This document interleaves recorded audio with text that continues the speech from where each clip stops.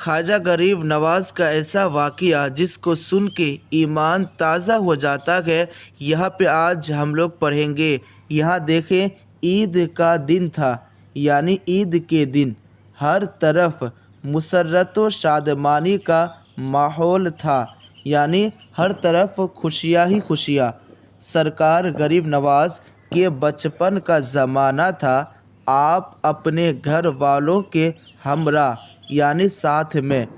نہایت عمدہ اور نفیس لباس زیب تن فرما کر، یعنی خوبصورت بہترین لباس پہن کر نماز عید کے لیے عیدگاہ جا رہے تھے۔ راستے میں ایک نابینا لڑکے کو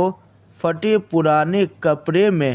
ملبوس دیکھا، یعنی غریب نواز رحمۃ اللہ علیہ جب عیدگاہ جا رہے تھے تو دیکھتے کیا ہے کہ ایک نابینا لڑکے جو پھٹے پرانے کپڑے پہنے ہوئے ہیں۔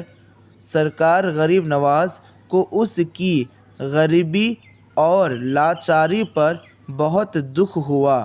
یعنی وہ اندھے بچے کو جب سرکار غریب نواز دیکھتے گئے تو ان کو دکھ ہوا۔ نتیجہ کے طور پر آپ نے اپنا خوبصورت اور قیمتی لباس اس غریب نابینا لڑکے کو پہنا دیا، یعنی سرکار غریب نواز جو آپ خود خوبصورت اور بہترین نفیس لباس پہنے ہوئے تھے وہ اتار کے اس لڑکے کو پہنا دیا اور خود دوسرے کپڑے پہن کر اسے اپنے ساتھ عیدگاہ لے گئے، یعنی سرکار غریب نواز اپنا خوبصورت لباس کو اتار کے اس پھٹے پرانے کپڑے پہننے والے بچے کو